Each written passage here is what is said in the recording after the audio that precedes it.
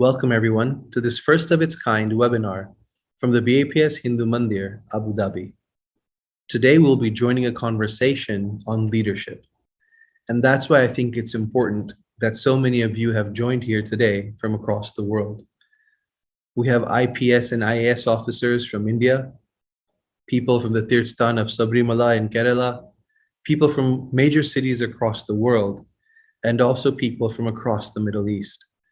Mr. Anil Khimji is here from Muscat, Oman. Dr. Praful Vaidya is here with other members from Bahrain. People from Kuwait and Qatar have joined us in today's conversation. And of course, we have people from across the UAE. Great servant leaders like Padmanabh Acharya ji from Abu Dhabi, Sundar Singh Kandari ji here from Dubai. And also, we cannot forget Nilesh Bhai Ved, Manish Bhai Patel, Deepak Mehta, people who have led a mission of service in these last few weeks to provide a lifeline of oxygen. They, along with the help of Mr. Ramesh Ramakrishnan and BAPS volunteers and sadhus in the UAE and India, have been able to send more than 132 metric tons of liquid oxygen that will serve thousands upon thousands of people across India. They've sent more than 2,000 cylinders of oxygen and more than 1,000 oxygen concentrators that have found their way to more than 235 medical clinics across the country.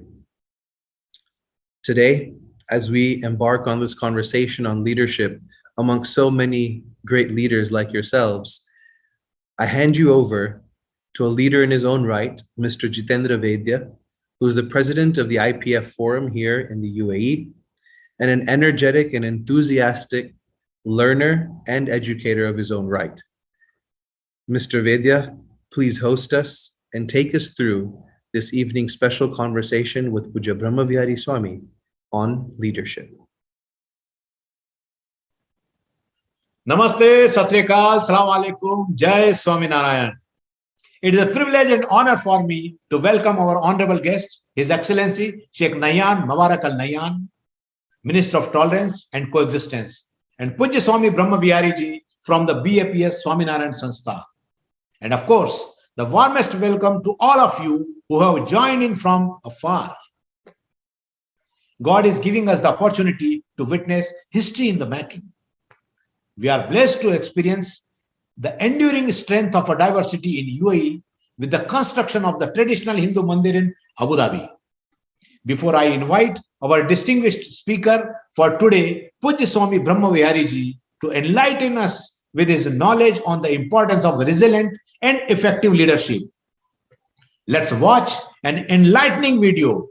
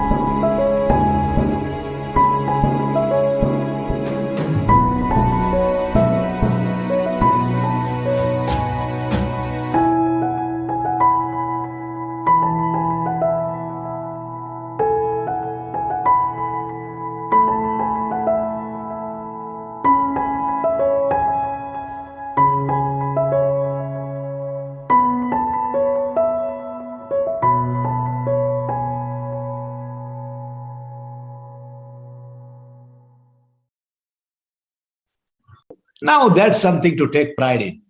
Let's introduce this evening talk with a beautiful shlok from the Srimad Bhagavad Gita. As we all know, for the last 5,000 years, Bhagwan Shri Krishna and his words have been leading us in a Gita every day, every moment. Bhagavad Gita के तृतीय अध्याय के कर्मयोग 21वें श्लोक में भगवान Shri Krishna leader के लिए कहते हैं यद्ददा चरित्र श्रेष्ठस्तव देवेतरो जनः सयत्न प्रमाणम कुरुते लोकस्त दनु वर्तते. Whatever the leader does, people shall follow. Hence, a leader should act judiciously so the people who follow the leader watch and repeat the same in their lives. Krishna's lesson on leadership urges us to unleash the best in ourselves. Whenever I listen to Pujya Swami Brahmavihari ji, I feel like I'm listening to the Gita Upadesh. A wonderful storyteller, his verse touches our soul. It is a great honor for me to introduce Pujya Swami Brahmavihari ji, the inspirational son overseeing the development of the BAPS Hindu Mandir in Abu Dhabi. Pujya Swami Brahmavihari ji was born in Leicester, UK. He has highly brilliant educational background and was offered a scholarship by Oxford University to study medicine. He was initiated into sainthood by his guru Pramukh Swami Maharaj in 1981 at the age of 16. He has studied Sanskrit, Eastern and Western philosophies, and world religions. He is an astounding orator and a writer. He is serving as a senior sadhu, leading various key departments of BAPS Swaminarayan Sanstha internationally. He is also part of the core team that designed and made the two Akshardham Mandirs in Gandhinagar and New Delhi. He is currently heading the BAPS Mandir project, the first traditional mandir in UAE. His topic today is a leading consciously. I now welcome Pujya Swami Brahmavihari ji to enlighten us with his words of wisdom and qualities that will help us become capable and generous leaders in society. Later on, Swamiji will also be answering the questions that many of us may have. Pujya Swami Brahmavihari ji. Shri Swaminarayan भगवाननी जय. अक्षर पुरुषोत्तम महाराजनी जय. राधा कृष्ण देवनी जय. सियावर रामचंद्र भगवाननी जय. उमापति महादेवनी जय. गुरु हरि प्रमुख स्वामी महाराजनी जय. गुरु हरि महंत स्वामी महाराजनी जय. प्रमुख स्वामी महाराज शताब्दी महोत्सवनी जय.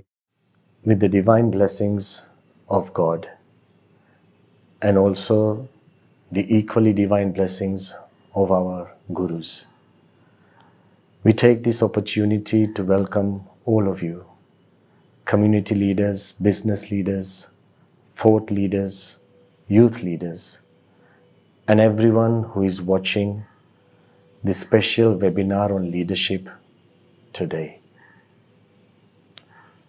As we share the ideas on leading consciously, one thing that comes to mind, and that is every time we think about leaders or talk about leadership, we are fascinated by the entire idea, as if there's a halo around the entire subject.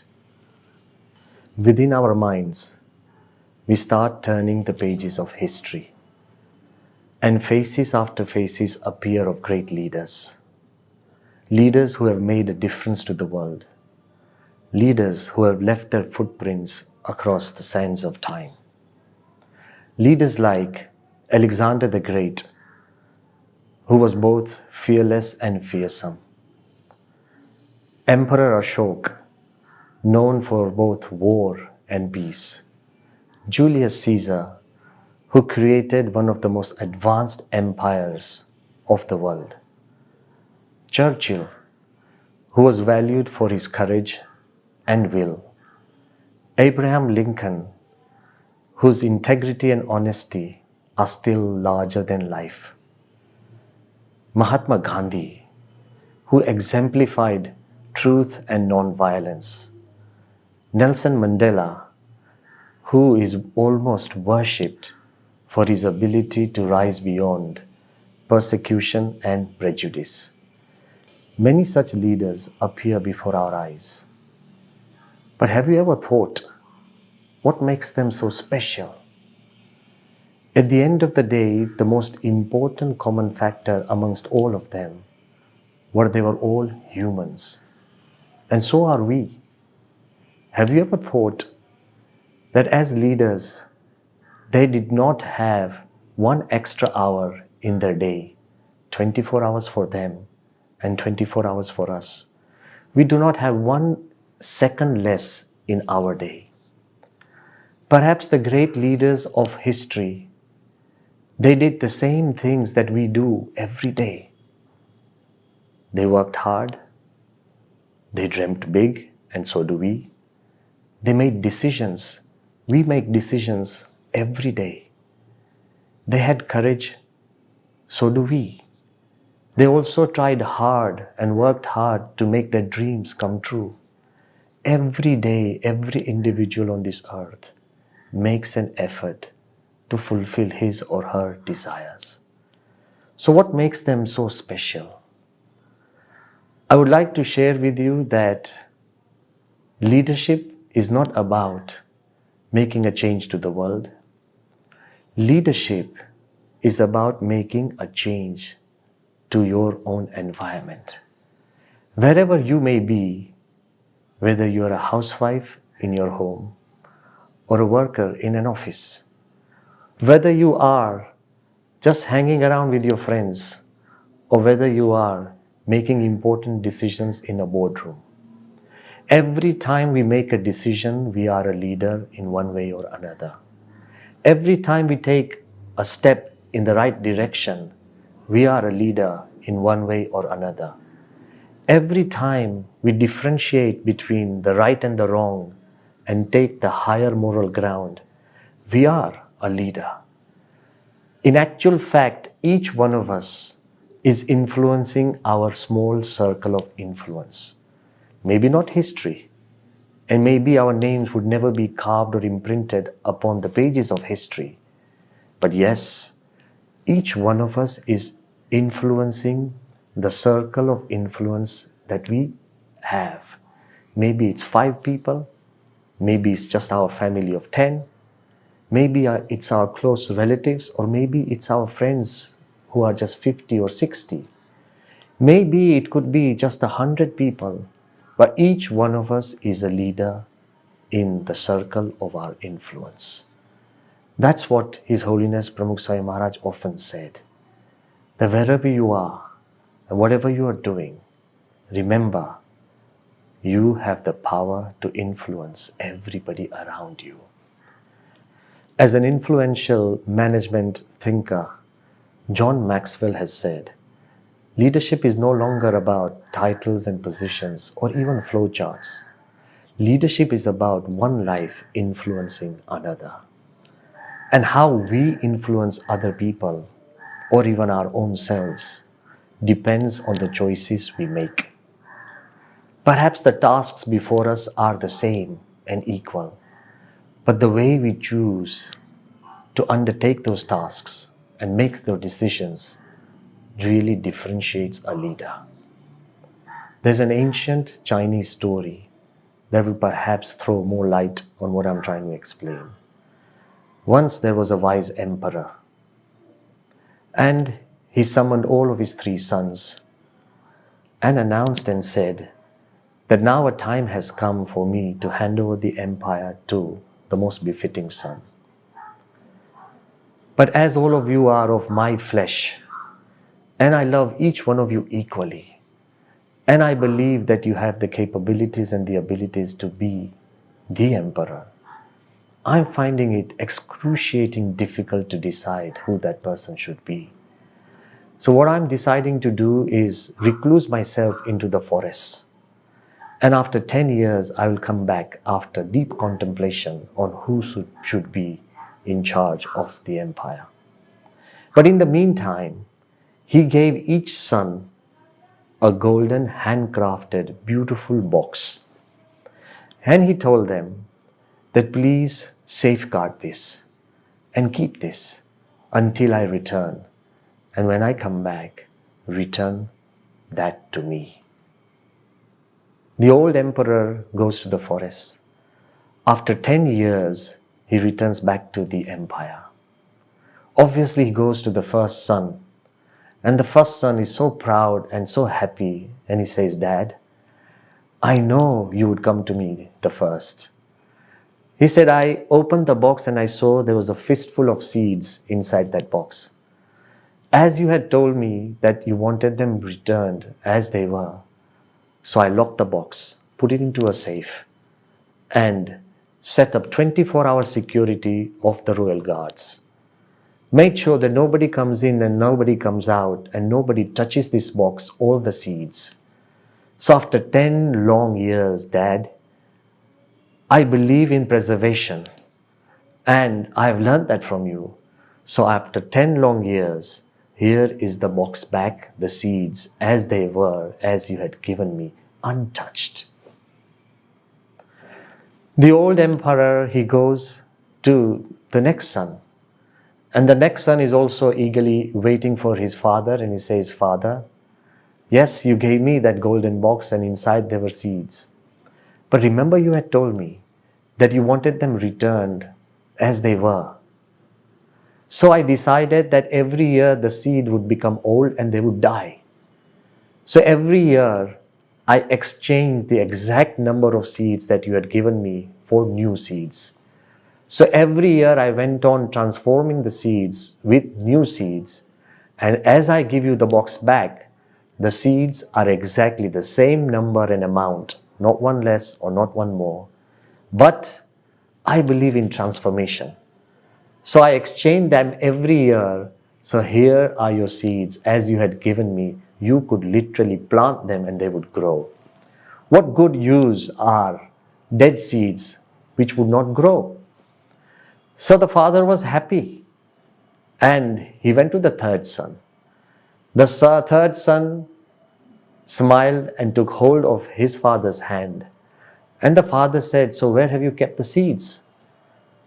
The third son took the father to the back of the palace, and behind there was a huge land and a whole forest had grown.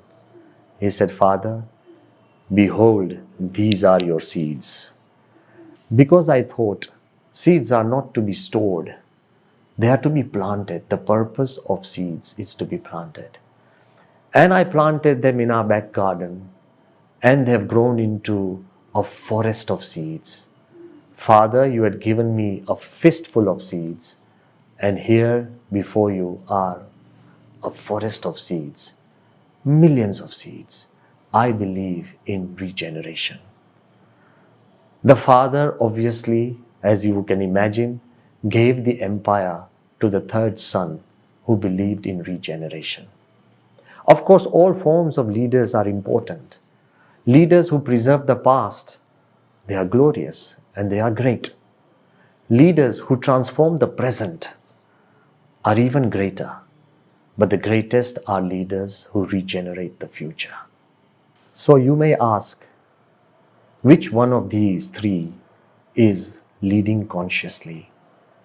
According to me, it's not preservation, it's not transformation, and it's not regeneration. It's the combination of all three.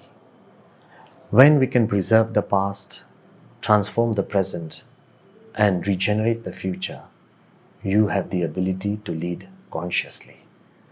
Leading consciously means preserving life values. Leading consciously means transforming life outlooks. And leading consciously means regenerating life beliefs. What do I mean by that? His Holiness Pramukh Swami Maharaj often explained that leading consciously means leading a conscious life. Life that focuses on life, on emotions and values.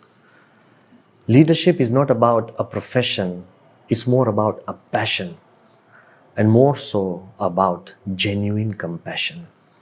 When you lead consciously, you believe that you are leading lives, human beings, emotions, and values.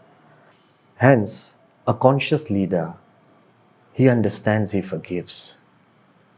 He remembers to love. He remembers to listen. He remembers to give value to life. So these three ideas of preserving life values.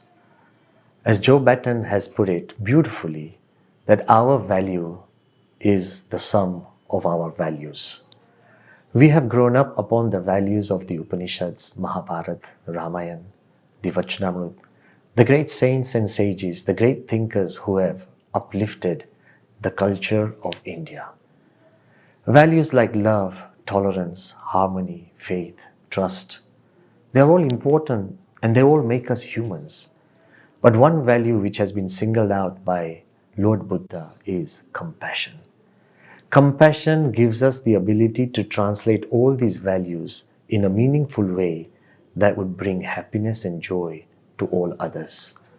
What do I mean by compassion? It turns a passionate leader into a compassionate leader, leading consciously. Our former president, Dr. APJ Abdul Kalam, one of the most loved presidents of India, and a finest human being and a leader who was completely compassionate.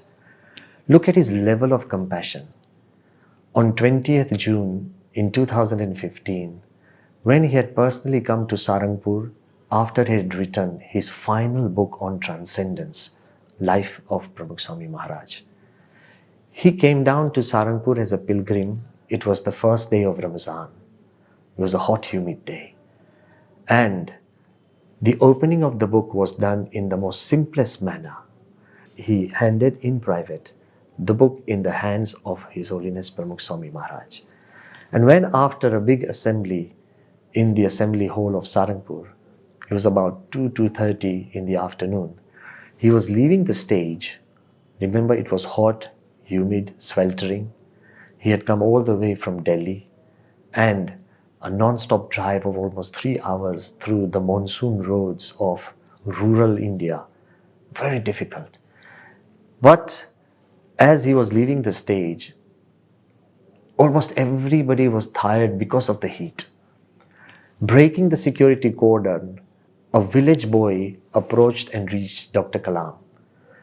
And to everybody's surprise, the boy hardly could speak English, but he was dressed in his tattered shorts and tattered shirt.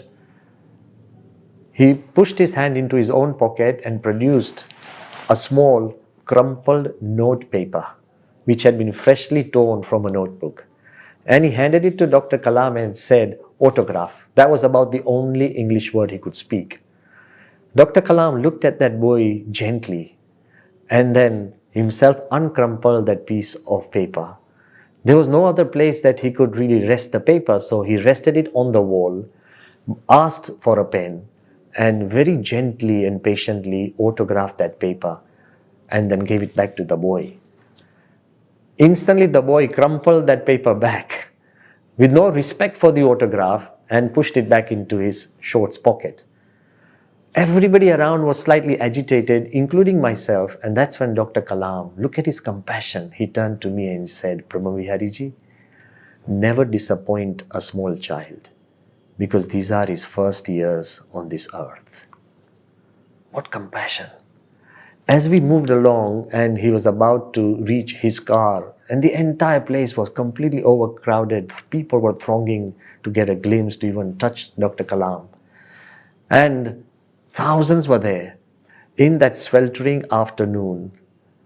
As we reached the car, and anybody would be happy and relaxed to find a comfort in the car, And that's when Dr. Kalam turned around, and in the crowd he saw a very old man, almost 85, 90-year-old, a village man who was jumping with his stick high, and he kept shouting, Kalam Sahib, Kalam Sahib. Dr. Kalam turned to me and said, what is he saying? Because he was speaking in Gujarati. And I asked him, ke, Dada, શું કામ છે? So he said, કે મારા દીકરાનો દીકરો એને કલામ સાહેબ સાથે ફોટો પડાવવો છે. So I said, he's saying that my grandson, he wants to take a picture with Dr. Kalam. Straight away, Dr. Kalam, emerged out of the car. He hadn't sat, he was about to enter. He stepped back and he said, so where is his son? Bring him, bring him. It took almost 5 to 6 minutes to find a little child in this huge crowd. He waited patiently. As that little boy came, he called the old man as well, and they took a beautiful smiling picture in the sweltering heat of India.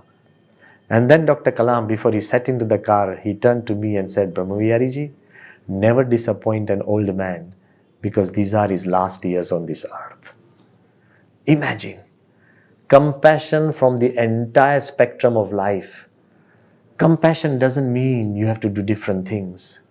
Compassion just means you have to do things differently. You can continue to do the same things that you do every day in your home, but can you show a little more compassion? That would transform you into a different leader in the circle of influence. His Holiness Pramukh Swami Maharaj in 2001, when the BAPS Swaminarayan Sanstha had set up one of the largest relief camp after the Bhuj earthquake. And the relief camp wasn't small. It was not only appreciated by the local government authorities, but appreciated by international authorities. It was so systematic, so scientific, so selfless, and so far-reaching to the people who really needed it. So it was something that people emulated. And for your information, I would like to just share that every day we fed almost 45,000 people, and in total almost 2 million meals. The BAPS relief camp reached out to 409 remote villages with relief material in millions. The camp not only served people, but it created a temporary tin tent city for thousands of people. At the end, from relief to reconstruction, the BAPS Sanstha set up or reconstructed 15 villages and colonies, almost making 4,500 homes and 51 schools. So the relief camp became a very important thing, and obviously in any relief camp you make reports and you submit reports, and people want that because it creates trust and integrity. But one evening, like Pramukh Swami was calling every evening, we proudly told Swami that, Swamiji, we have distributed 66,000 blankets. So then Pramukh Swami asked that, so how many blankets do you give to every person?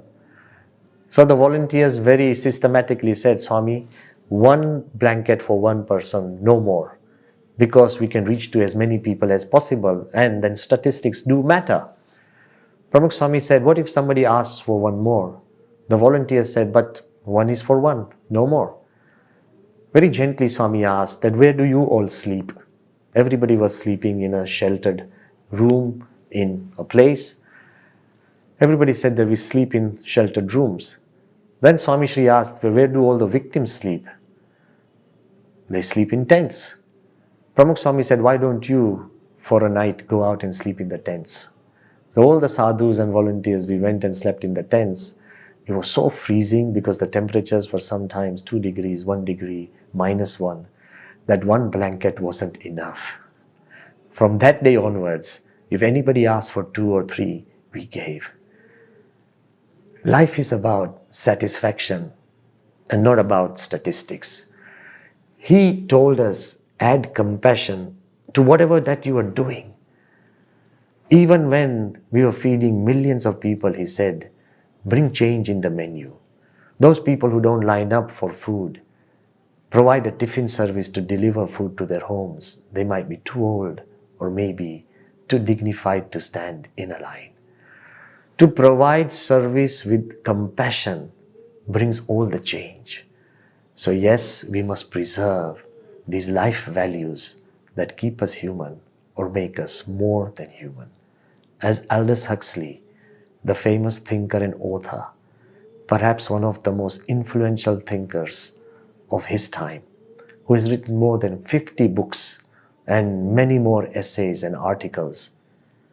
Aldous Huxley, he wrote at the end of his life that it is getting increasingly embarrassing for me after 45 years of research and study to give advice to people that just be a little kinder to each other.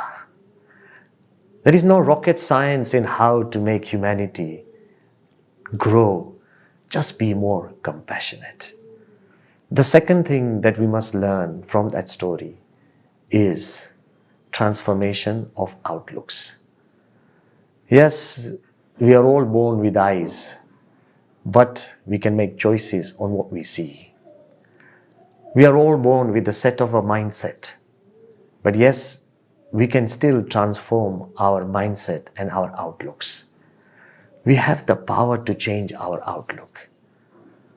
Transforming outlooks is a very important part of leading consciously. Once we were in Johannesburg, and on the same stage, sitting next to me was Isu Chiba. He was a very senior leader of ANC, African National Congress. And more importantly, he had been in jail, Robben Island, for almost 18 years with Nelson Mandela. He very gently whispered something into my ear which never goes away. He said, "Your Holiness, one thing that Nelson Mandela did for me is change my outlook of life." And I inquired why.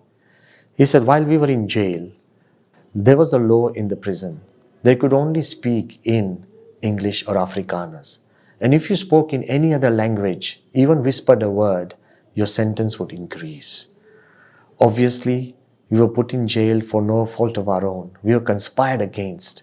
That was hurting me deep. But to see and watch my wife grow old for 18 years, as she stood every time to come and see me in mute silence like a dumb animal, that was humiliating. She could not speak English, and I could not speak in any other language. So that hurt and humiliation was so deep in my mind that I whispered to some of the prisoners that if forever we get out of this prison, I'm going to hunt down every man who has schemed and conspired against me and kill him. Nelson Mandela found out, and he called me once in his prison cell, and that was not much. And he said, "Isu, why are we here in jail?" So I said, "Liberty and equality." So then Nelson Mandela said, "Remember, liberty and equality are useless without dignity."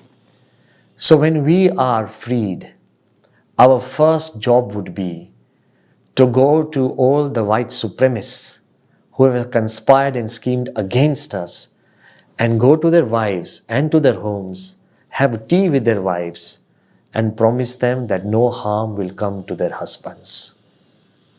Nelson Mandela had the ability to change the outlook of my life, and I cannot thank him enough. Imagine when you change your outlook, even your most difficult days become inspiring.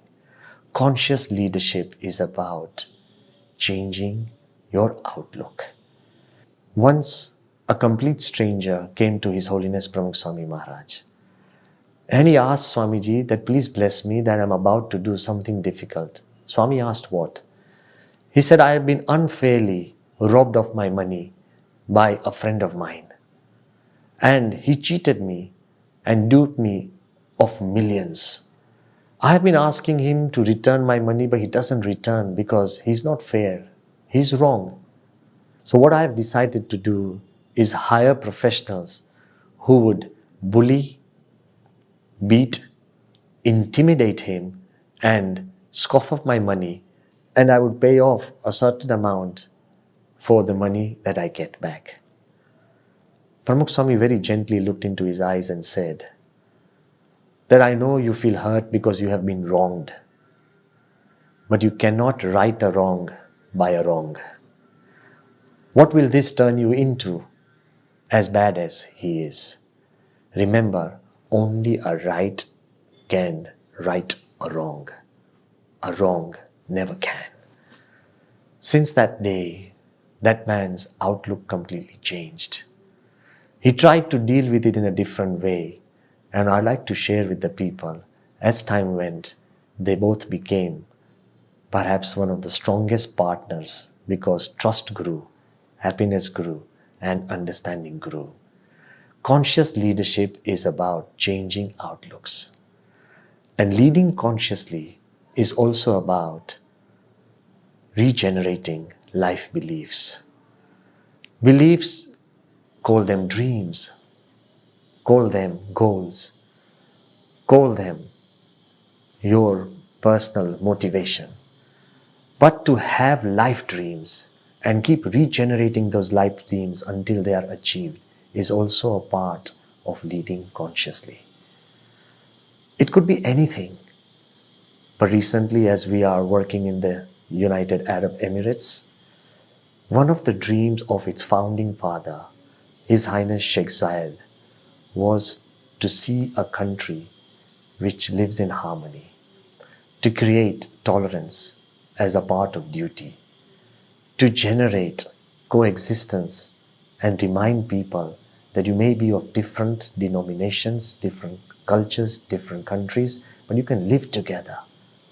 This life belief of His Highness Sheikh Zayed has been instrumental in turning the United Arab Emirates in a country where more than 200 nationalities live and prosper. But that's not just enough. It is in that very place that in 1997 His Holiness Pramukh Swami Maharaj also shared a prayer. And that prayer has become a dream of the Indian community living in the UAE. And that prayer was that may there be a temple in Abu Dhabi. Now imagine a small prayer by a great spiritual visionary. But that prayer is actually translating itself into reality. The BAPS Hindu temple in Abu Dhabi is perhaps generating harmony not just between two countries, two cultures, two communities, and two religions, but it is bringing the whole world together. Imagine a Muslim king donating land to a Hindu temple, where the lead architect of the entire complex is a Christian Catholic, where the chief consultant is a Chinese of perhaps no religion but just dedication, where our project manager is a Sikh and our construction company is Shapurji Palanji Parsis. Imagine the level of harmony and the unity that has been generated just because of a life belief and a life dream. I believe that the words of His Holiness Mahant Swami Maharaj are equally important as we conclude the first session of Leading Consciously. He often says that what is the biggest problem of the world? Disharmony. What is the greatest solution? Harmony. So how can we generate harmony? By living in harmony with each other, by connecting in harmony with God and nature. Once we connect with everyone consciously, we will be able to generate a harmony that brings change to leadership. Leading consciously is not just about making into the pages of history. Leading consciously is leading a life that generates consciousness of life. It means not just living our lives, but the ability of giving our lives. Leadership is not just about greatness, it's about goodness. Each one of us is capable of being good. Leadership is not just about achievements, it's about attitude. Each one of us can change our attitude. Leadership is not just about rights, it's about responsibilities. Each one of us knows what our responsibility is. Leadership is not just about success, it's about inner satisfaction. It's not just the huge public events, it's also the small private moments that give us the deeper satisfaction of life. So, leading consciously is more about leading our own lives. And leading consciously, in the words of a great management thinker, is that when you are about to become a leader, you grow. And when you have become a leader, you help others grow. And that's why His Holiness Pramukh Swami Maharaj often says that the way to lead consciously is by generating joy for others. In the joy of others lies our own. In the good of others lies our own. And in the progress of others lies our own. Thank you so very much, Swami, for enlightening us today on the topic of leading consciously. For most of us who have joined in from around the world, leadership has always meant a management subject. Today, you have given us a paradigm shift to the usual meaning of leadership. Thank you so very much. Swami, we now have a few questions from among the audience, and I request you to please answer a few of them. Today, among us, we have Adil, our dear friend, who has sent in a wonderful question. And he says, Swami, as you have said that everyone is a leader, but Swami, if everyone is a leader, who then gives the orders and who takes the orders? And if all of us were to lead, it would end into clashes and arguments. So in such situations, what should we do and how should we lead? Hello, Adil. It's lovely to see you. Thanks for attending, and it's a very interesting question.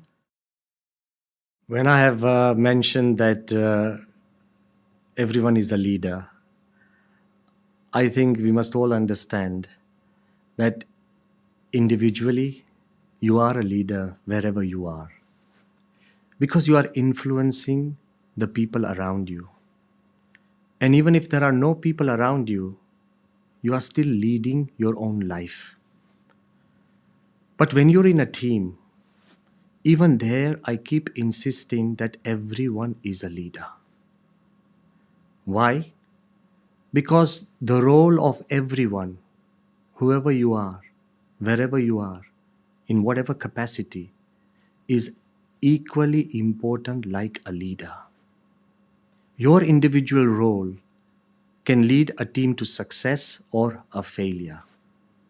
So let me once again clarify that leadership is not about position or power. It's not about titles. It's about an individual, he or she, performing his or her role to their fullest capacity and generating positivity. If you're in a team, then obviously, whatever job that you have, if you perform it with your greatest efficiency, then the entire team succeeds. And I feel that as a leader, it's not about giving orders, it's all about taking orders as well. In the army, the commander who gives orders also takes orders from the general. And the general who issues orders also takes orders from their higher ups. So leadership is also about giving orders and also following orders. And to put it in a very different way, that to perform your role in the best of your capacity and to generate that positivity becomes very crucial to the success of a team. What do I mean? Once again, it's not about being right at the top, and it's not about being at the top of your voice, and it's not always the guy who shouts the loudest is the leader. It is the person who makes a difference. And I want to emphasize that there are leaders who lead from the front, visible to all. There are leaders who lead from behind, hardly visible. But there are also leaders who lead from within, completely invisible. But when they make a difference to the environment, to the team, to the people, and that difference is critical, it makes the team win. Take, for example, a cricket game. You have a captain who is considered the leader. But it's not always the captain who leads the team to a victory. Sometimes a bowler who comes into play at the tail end, when he scores a century and the entire team wins, he is considered as the man of the match because he led the team to victory. It's not the captain, it's the man who makes a difference on that day and in that moment. Sometimes it may be a batsman who may not score great runs, but he has the sheer stamina, the tenacity to stick it out and take the entire game to a draw. And he becomes the man of the match for not scoring runs, but to pull the game across.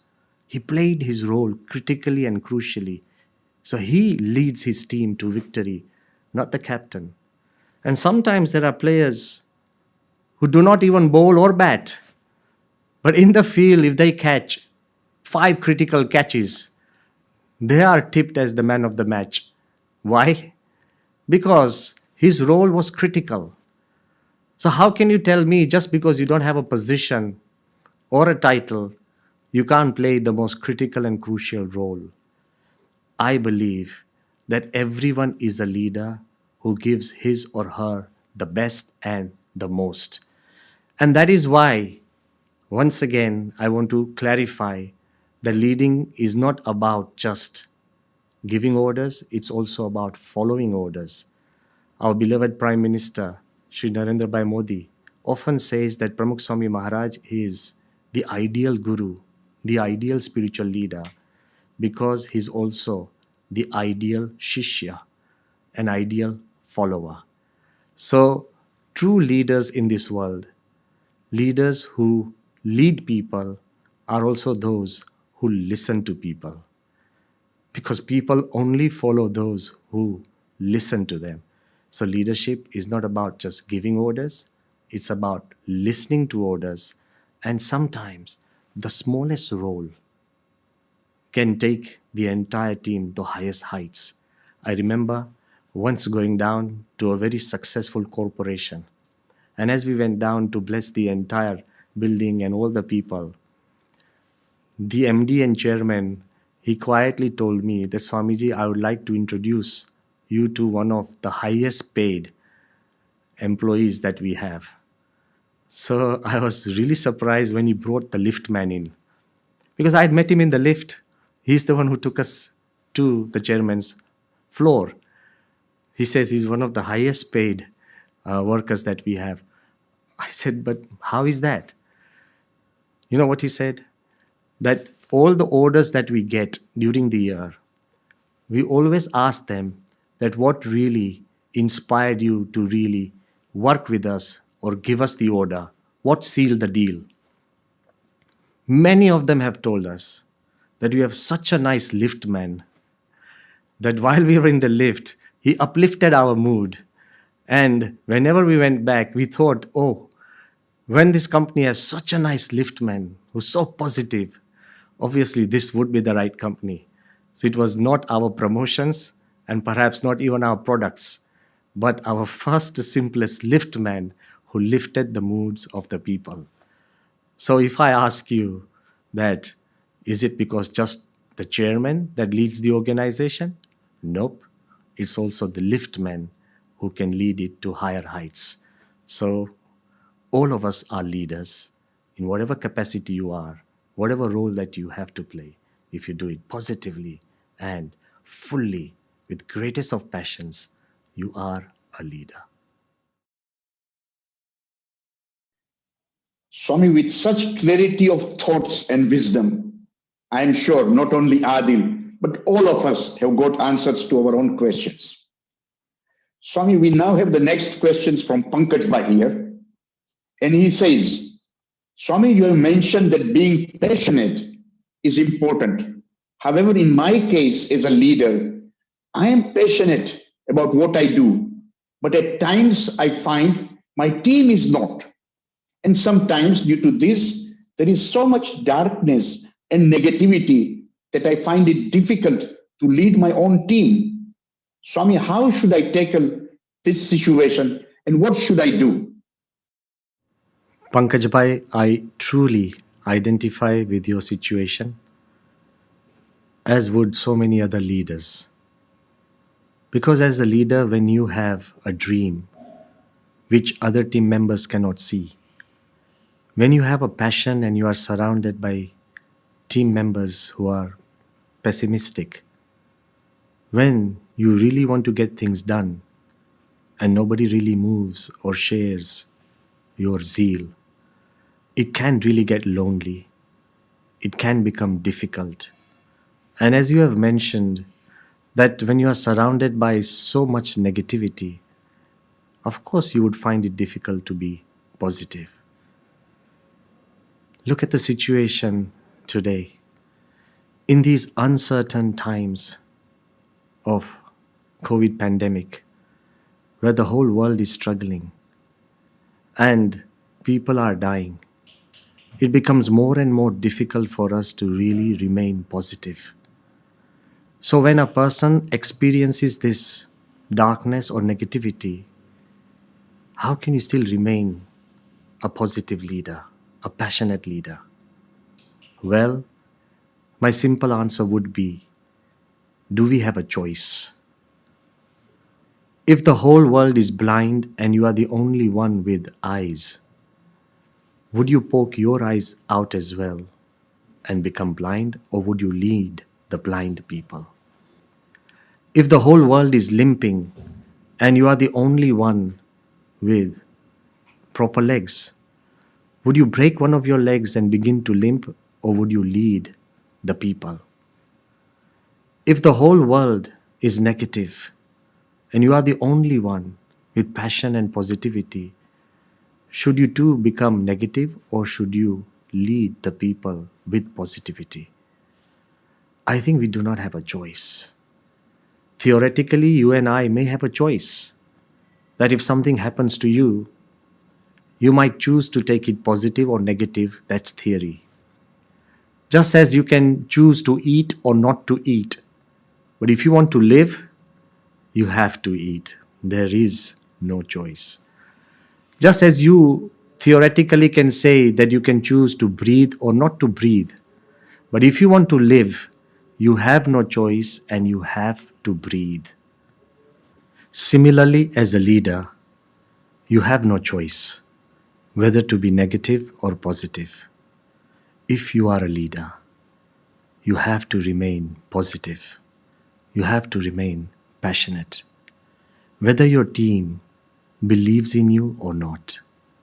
Remember, just as negativity is infectious, positivity is perhaps more infectious. If you continue to be positive and passionate, come what may, slowly, slowly it will rub into the attitude of your entire team. Remember, never underestimate the power of one. We needed just one Edison who created the light bulb, and the whole world lives in light.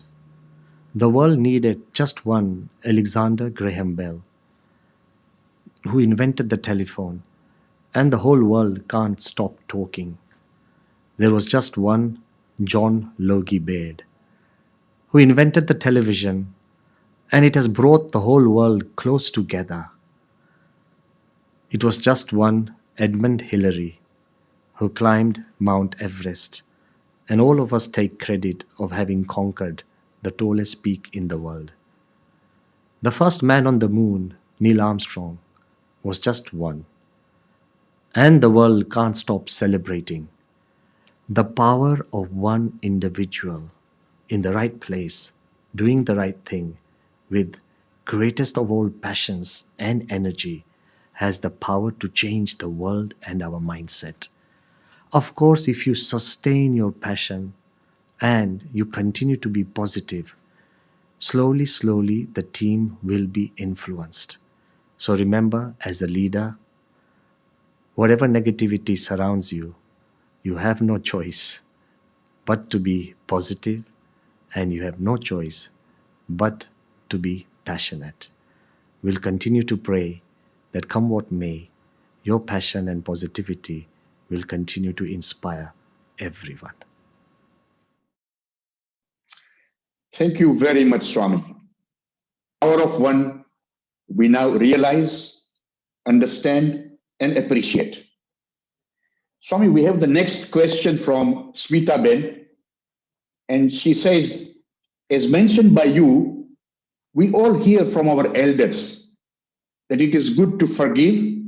However, I personally find it very difficult to forgive. So, in the grand scheme of things, is forgiveness really important?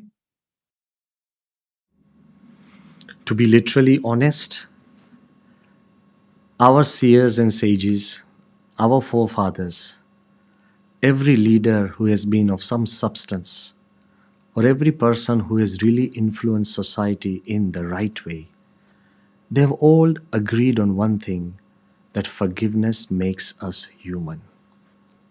And the ability to continually forgive also makes us greater than humans. Because it's a quality or a virtue or a value that really lightens your heart and gives you the power not just to transform your life, but the lives of others. I want to ask you, when you say that you find it very difficult to forgive,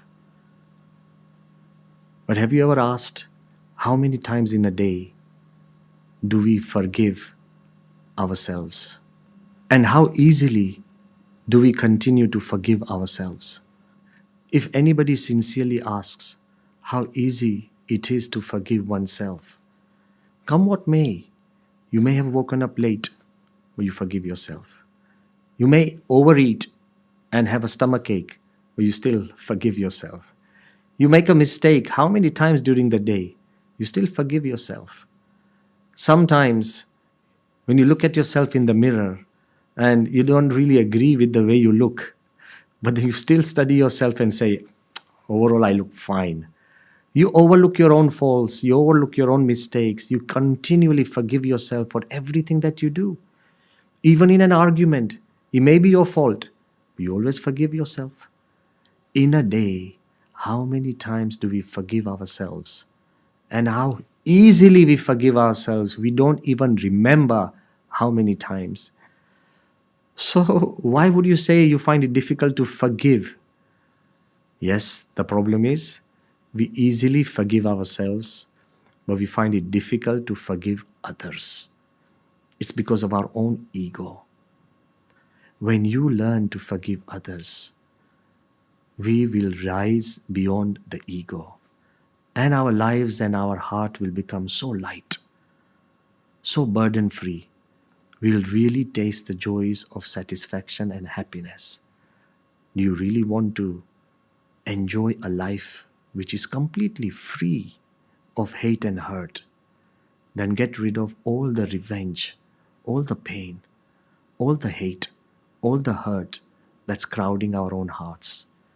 The longer we hoard them, the more difficult it becomes for our own lives. Let me just give you a simple example. The longer you don't forgive, the longer you don't forget, the lesser you become, and the more challenged your life becomes. Suppose I ask each one of you to fill a glass with water. So easy. If I ask you to pick that glass up, each one of us can pick it up. If I ask you to stretch your arm completely and hold that glass out, it becomes a little challenging. But it's easy. We've done it so many times. Is it difficult? Nope, it's easy. But if I ask you to keep holding that glass and I ask you the weight of that glass, we'll say maybe it's 10 grams, 20 grams, 25 grams. But is it 10 grams, 25 grams, or 50 grams? The longer you hold that glass, the heavier the glass becomes. Technically, the glass doesn't become heavier, but the more difficult and challenging and the more hurt you feel in your arm. Initially, after 10 minutes, your hand would begin to shake. After half an hour, your elbow will begin to weaken. After almost 1 hour, your shoulder will begin to ache. And after maybe 2 or 3 hours, the whole body will begin to struggle. Hardly anybody would be able to hold a glass for more than a day in front of them without moving or flinching. It becomes so burdensome that it really technically is excruciating. The longer you hold a glass, the more pain you feel. The longer you hold a hurt in your heart, or revenge, or ideas of injustice in your heart, the more painful it becomes. To forgive is to get rid of your heart of all the things that hurt you. Sometimes we become addicted to hate and hurt, and we want to keep it within ourselves. Lighten your heart, unburden your soul, ask for forgiveness and forgive others. It would be the greatest way of setting yourself free.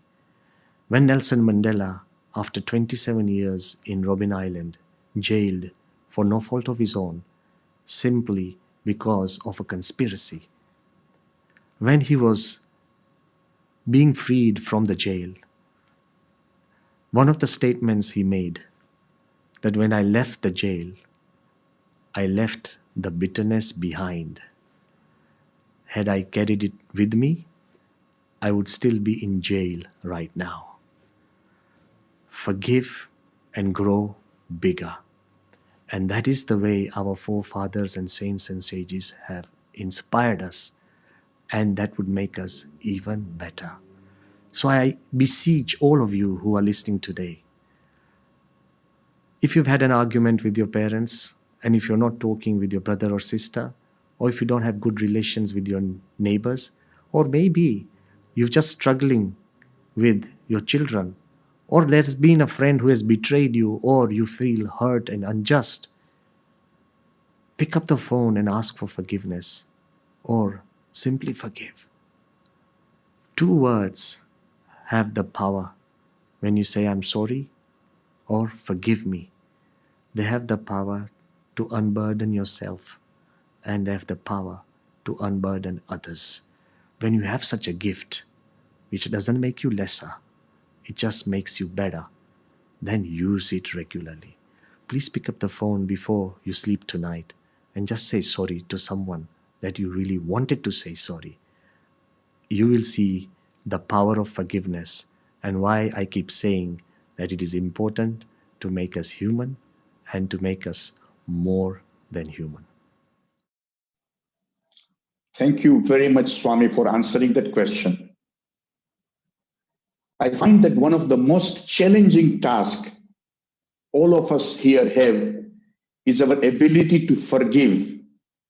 And today, you have given us the strength to overcome this and forgive others. Swami, I cannot stop myself from asking you a very personal question, and I hope I am not out of line. Swami, can you please share with us a moment in your own life where you have forgiven and forgotten? Well, the answer lies in your question. If I have forgiven and forgotten, then I don't remember. But obviously, it's not a play of words.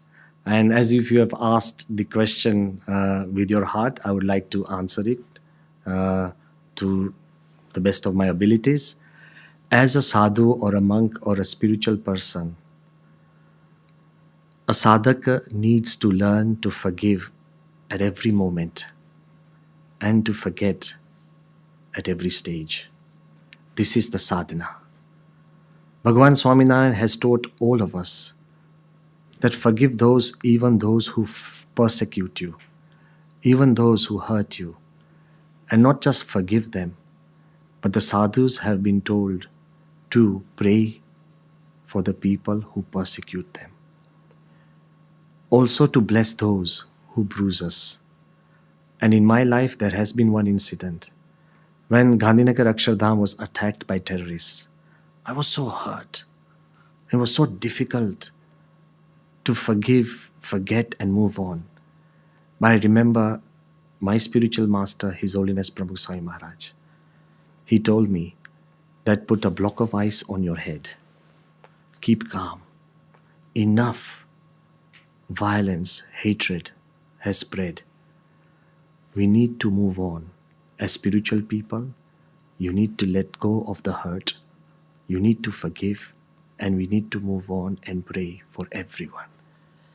And I remember when I became a part of that prayer and I became a part of that spiritual endeavor, it brought a lot of peace to me. So whether it's such a big event as this, or whether it's a daily event, because in our own daily lives, there have been times where you have to let go, forgive people, and move on. When anybody practices this, that is the proof of the value. I often say, values are not nouns, they are verbs to put into practice. And I'm so glad that everything that we talk about, whether it's leadership or leading consciously, it's all about bringing a change to oneself. And as a sadhu, the lives that we lead in the discipline set by Bhagwan Swaminarayan and in the inspiration given by our Guru, Mahan Swami Maharaj, we have been able to practice in a little way all these great spiritual values which completely redefine us, reshape us, remold us so that we can lead our own lives consciously and in a way inspire everybody around us. Swami, thank you so very much for answering all the questions and also sharing your personal experience with all of us. Thank you once again. And in conclusion, I would also like to share with you that I continue to pray for all of you, wherever you are, for all the love that you have shown and all the friendship that you share. But most importantly, in these times, for all the difficulties and challenging things that we are facing, we continue to pray day in and day out. And that is perhaps the most conscious prayers that we do every day, not just for all of you, not just for all the nations, but the entire world. May God help us to find a way through this greatest of challenges. Our prayers are always with you. A big thank you to Pujya Swami Brahmavihari ji and our dear friend Ashok Bhai Kotecha for such an enlightening and thought-provoking session. Now, to enhance the evening on leadership, we have a leader amongst us who is both gentle and judicious.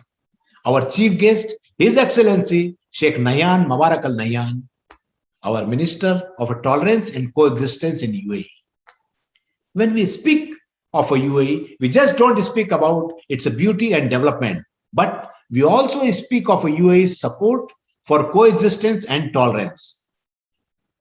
Whenever we celebrate our festival like Diwali or Holi, or even if the Indian community has any issue, we always remember His Excellency Sheikh Nahyan Mubarak Al Nahyan. He has been very friendly and supportive in sharing with us our joys and sorrow. His support to the Indian community is immense, and we are highly indebted to him and the leadership of this lovely country.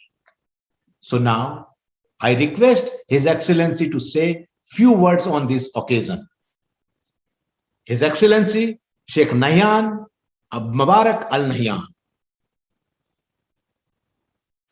It is with great pleasure that I join you today at this webinar that is organized by Bab's Hindu Mandir in Abu Dhabi, and it is delivered by my dear Swami ji. I admire your strong commitment and sincere efforts to promote the values of human progress and wholesome relationships that are so essential to maintaining peace and prosperity around the globe. Today, as you gather in this virtual meeting, our world is going through a period of great unpredictability. The COVID-19 pandemic and its consequences have created many challenges for the world. This places a special burden on all of us to meet those challenges. I join with you today in looking forward to a resolution to the COVID-19 pandemic, for health to be restored to the sick, for protection for the healthcare workers, and for inspiration and success for those who are seeking to find ways to produce the vaccines in volume and to distribute them to the entire world while mourning their loved ones who have lost. Today we express our solidarity with India and with all countries of the world in the face of the COVID-19 pandemic. We are confident that our shared interest and common values of unity, human fraternity, and international cooperation, we will continue to work together to improve the human condition around the globe. The topic of this webinar, Leading Consciously, is important. Embedded in this topic is the fact that effective leadership requires an ability to anticipate and deal effectively with challenges and change. And dealing with challenges and change requires special attributes. Those who lead consciously in the midst of change must be steady, alert, courageous, and wise. They must be able to promote the values of peace, truth, and non-violence. Their actions must always be supported by a system of ethics and principles. Effective leaders insist on honesty, integrity, civility, innovation, and teamwork, as well as on the need for individuals to take responsibility for their actions. They seek respect and rely on knowledge and are expected to appreciate intellectual and social perspectives that are different from their own. Successful leaders are committed to leaving the world a better place for future generations. Great leaders know how to anticipate and manage change. The great leader who founded our country, the late Sheikh Zayed bin Sultan Al Nahyan, initiated monumental change in the United Arab Emirates, but he also dealt skillfully with the changing environment and with forces that he did not control. He succeeded because he was steady, alert, wise, and courageous. Sheikh Zayed had a sound ethical touchstone and a genuine concern for those who are affected by the actions he took and the decisions he made. He had the ability to know what is right and the courage to do what is right. Very few people will ever have the leadership responsibility that Sheikh Zayed did, yet each and every one of us is a leader in some context. And within that context, we too must exhibit a genuine concern for those we lead. We too must make a conscious decision to cultivate our ability to know what is right and have the courage to do what is right. Sheikh Zayed sought to improve the lives of all the people he led. All of us can strive to do the same. Thank you and best wishes for a successful webinar. And God bless you all. Be safe and take care. On behalf of all of us here, I would like to convey our sincere gratitude to His Highness Sheikh Nahyan bin Mubarak Al Nahyan for sharing his valuable and personal thoughts on today's topic. Thank you so very much, Your Highness.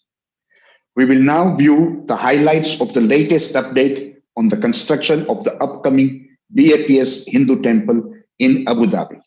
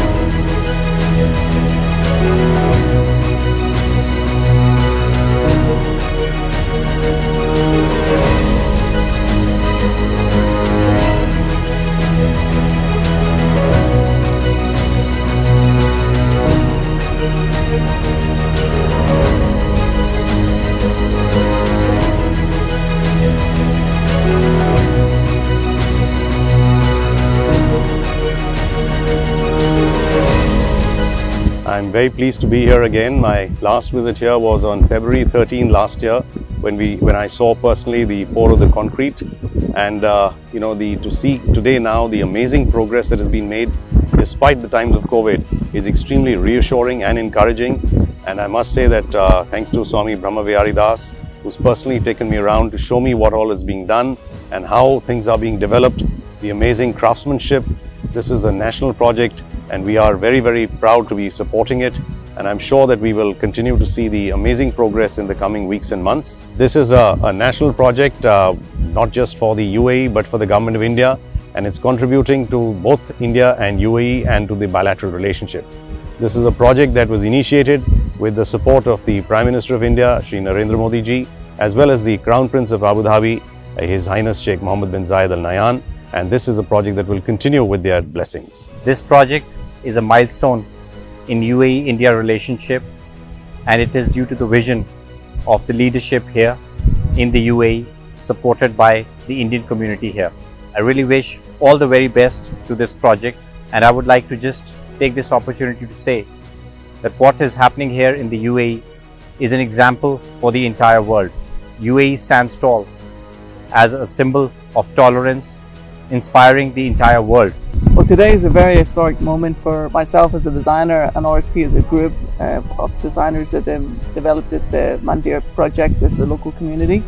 And it's really an emotional moment to actually see the space and the sheer scale of the temple itself, and then also to see the beautiful intricate carvings of the stone that has come all the way from India.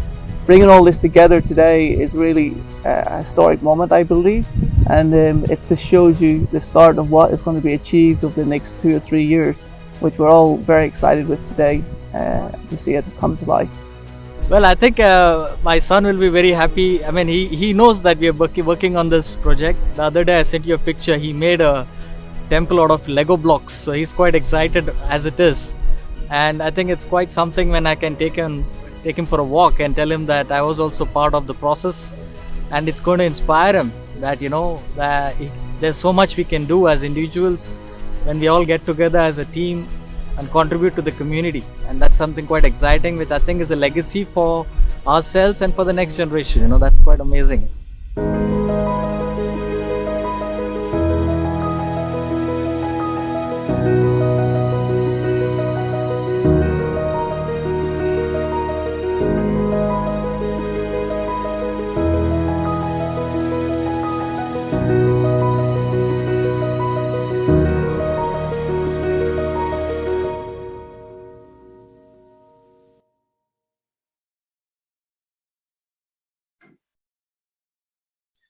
Thank you, Ashok Bhai. Thank you, Jitendra ji. Thank you, all of you, for attending today's special webinar. Let us all join together and give a round of applause and our deepest gratitude to His Highness Sheikh Nayan for gracing this webinar and sharing his thoughts.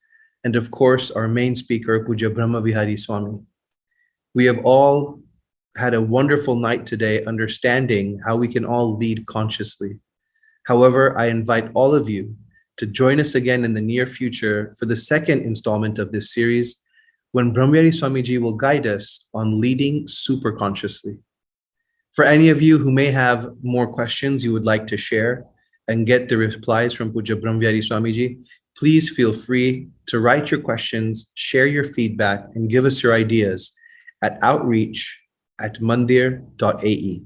Again, you can email us at outreach@mandir.ae. Until next time, our prayers to all of you out there. May you all lead happy and fulfilling lives. And until we meet again next time, Jai Swaminarayan.